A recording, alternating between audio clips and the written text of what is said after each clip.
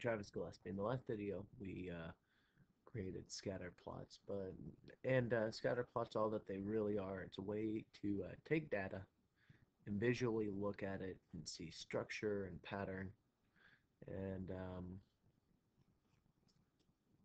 basically it's plotting the individual points you see in the data and taking a look at the points visually.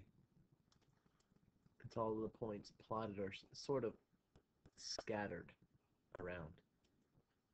You don't actually connect the points. You just look at what you see and say, hey, sometimes you're going to find a relationship, and other times you're not going to see any at all. Sometimes when you look at the data, you see a lot of relationships. Sometimes you can see a correlation or a relationship. And you can say, hey, there's a relationship between these two quantities that I'm considering. Let's take a look here at some different, cool, came out good. So sometimes you see is within this chart here, I'm going to get a marker real quick and just circle this as I'm talking about it. But you see as the variable increases in one set of data, I'm looking at these two charts here. That didn't come out too well. Let's try it again. But as you see the variable increases in the set of data, the other variable is also increasing. So you see this upward trend in the data. And it's called a positive correlation. And it's called a positive correlation because both data sets increase together. This increases as this set of variables increase. Yeah, this set of variables also increase. And if you can draw a line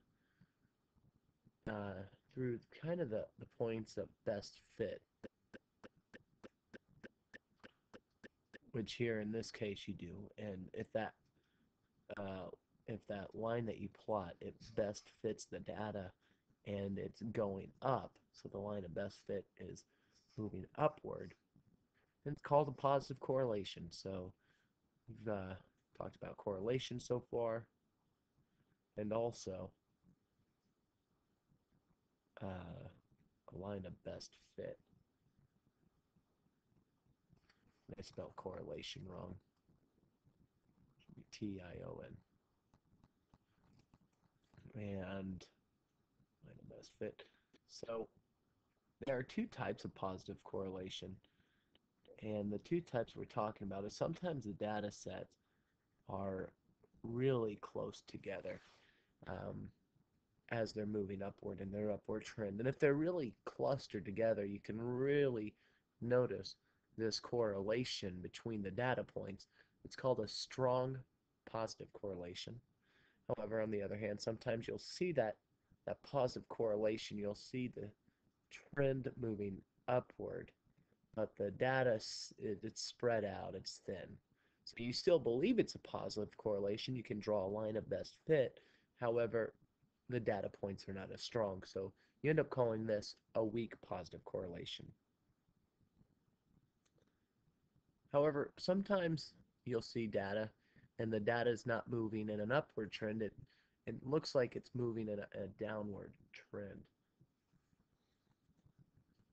As one set of variables increases, the other set of variables decrease. So as one data set is actually increasing, the other is decreasing. However, you might notice that the data sets are still clustered together. And you can draw a line of best fit. And if that line of best fit is in a downward direction, it lets you know it is a negative correlation. So if one set of data is increasing and the other is decreasing, you have a negative correlation. And if that line of best fit is decreasing or going down, then it is also a negative correlation. However, sometimes, just like the strong and weak positive correlations, Well, negative correlations also have a strong and weak aspect. Sometimes the data points are really tight, niched, and clustered together. You can really see that strong negative correlation. So you call it a strong negative correlation, obviously. But sometimes they're scattered, they're thin, but you still see the negative correlation. You believe it's a negative correlation, so you call it a weak negative correlation. And sometimes you're going to have data where you say, hey, you know what? My points they're all splattered around. I really don't see any connection or relationship. And in those situations, you say, hey, there's absolutely no correlation. Great. So let's take a look. We're going to use the knowledge that we have with correlation. And now just move to the side here and take a look at some real life, real world examples and see if we can find a positive, negative, or no correlation within the data. Here are going to go to yellow and just change the font size real quick. It's pretty small to see. It's probably a little bit too big. Cool. So the first one says, hey, the size of a jar of baby food and the number of jars a baby will eat. Well, think about it. The size of a jar of baby food, I'm going to actually highlight these real quick. The size of a jar of baby food, if the size is really small, the size of a jar of baby food, if that size is small, then yeah, the amount of baby food that a baby will eat is probably going to be very large. So jar, when it's small, just doing a downward arrow, then the amount eaten, baby will probably eat a lot. However, turning this around as the size of the jar increases, well, the baby will probably eat less because he'll get full. Um, probably eat less amount of baby food jars. Therefore, this is a negative correlation.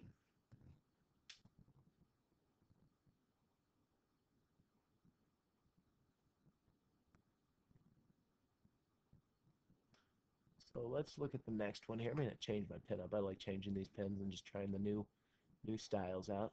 I'm going to try this pencil here. Well, let's look at the speed of a runner and the number of races she wins. Well, it sounds like a interesting one here. So I'm going to go back to highlight the important factors. The speed of a runner is important to know, and also the race is won. So those are my highlights.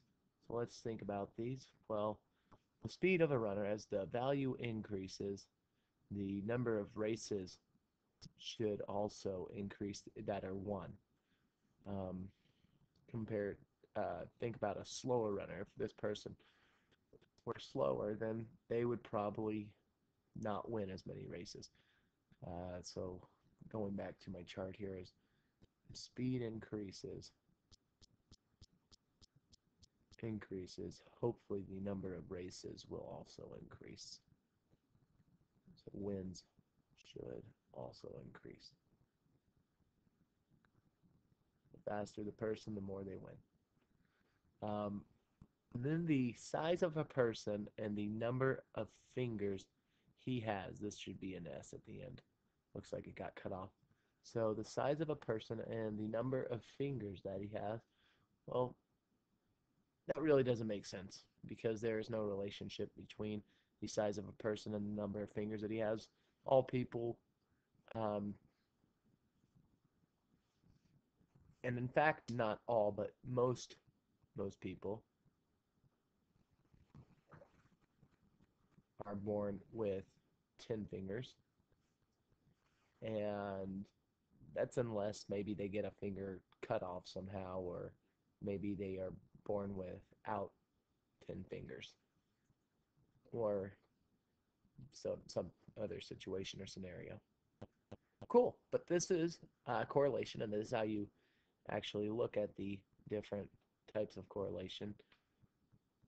And remember that when you're looking at the graphs of them, the difference between strong and weak for both. Neat.